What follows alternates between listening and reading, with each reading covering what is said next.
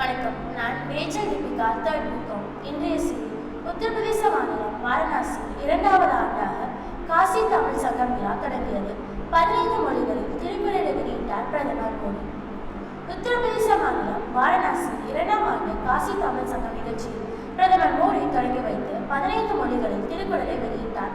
பிரதமர் மோடி தனது சொந்த தொகுதியான வாரணாசிக்கு நேற்று சென்றார். இங்கு பல வளர்ச்சி திட்ட பணிகளை தொடங்கி வைத்தார். வளர்ச்சியடைந்த பாரதம் யாத்திரையையும் தொடங்கி வைத்து அரசு திட்டங்களிடம் பேசினார். பின்னர் பனாரஸ் ரயில் இன்ஜின் தொழிற்சாலையில் தயாரிப்பு கட்டமைக்க 10,000வது ரயில் இன்ஜின் வாரணாசி டெல்லி வந்தே பாரதில் சேவை கன்னியாகுமரி முதல் பனாரஸ் வரை செல்லும் காசி தமிழ் சங்கம் புதிய விரைவு ரயில் சேவையை பிரதமர் தொடங்கி வைத்தார். காசி தமிழ் சங்கத்தின் 2ஆம் ஆண்டு நிகழ்ச்சியை வாரணாசியில் உள்ள நமூர் படித்துறையில் பிரதமர் மோடி நேற்று மாலை தொடங்கி வைத்தார். இந்நிகழ்ச்சியில் வரும் 30ஆம் தேதி வரை நடைபெறுகிறது. வாரணாசிக்கும் தமிழ்நாட்டுக்கும் இடையேயான தொடர்புகளை புதுப்பிக்கும் வகையில் இந்த நிகழ்ச்சியை மத்திய கல்வித்துறை நடத்துகிறது. இதில் பங்கேற்பதற்காக தமிழகத்தில் இருந்து மாணவர்கள், ஆசிரியர்கள், அதிகாரிகள், ஊழியர்கள், ஆன்மீக ஈடுபாடு கொண்டவர்கள், விவசாயிகள், கைவினை கலைஞர்கள், எழுத்தாளர்கள், வணிகர்கள், தொழில் நிபுணர்கள் என 1400 பேர் 7 ரயில்களில் அரசு செலவில் அழைத்து செல்லப்பட்டுள்ளனர். இந்நிகழ்ச்சியில் பிரதமர் மோடி பேசியதாவது: காசி தமிழ்நாடு இடையிலான உறவு உணர்வுமானது.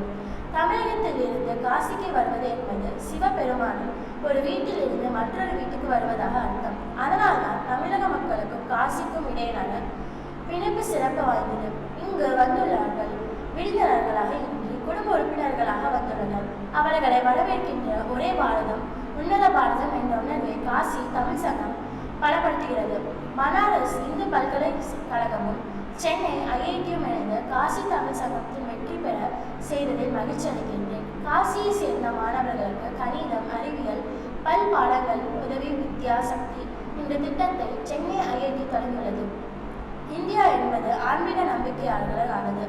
ஆதிசங்கரர், ராமானுஜர் போன்ற மகான்கள் தங்கள் பயணங்கள் மூலம் இந்தியாவின் தேசிய உணர்வை தட்டி எழுப்பியதால் இந்தியா என்று பட்டுள்ளது. இவ்வாறு பிரதமர் பேசினார். செம்மொழி தாய்வல்வு மத்திய நிறுவனம் சார்பில் மொழிபெயர்ப்பு நூல்களையும் பிரதமர் மோடி வெளியிட்டுள்ளார். இதில் 10 இந்திய மொழிகள் மற்றும் 5 வெளிநாட்டு மொழிகளிலும் மொழிபெயர்க்கப்பட்ட திருக்குறளையும் பிரதமர் வெளியிட்டுள்ளார். விரைவி முறையிலான திருக்குறள், சங்க இலக்கியம், இலக்கண நூல்களும் வெளியிடப்பட்டன. விழாவில் ஊபி ஆளுநர் ஆனந்தி பென் பட்டேல், முதல்வர் யோகி ஆதித்யநாத், மத்திய அமைச்சர்கள் தர்மேந்திர பிரதான், எல் முருகன், முன்னாள் மத்திய அமைச்சர் பொன் ராதாகிருஷ்ணன் உட்பட பலர் பங்கேற்றனர். பிரதமர் இந்திய உலகில் தமிழ் மொழியின் மேற்கொள்க பாஷினி என்ற செயற்கை நுண்ணறிவை AI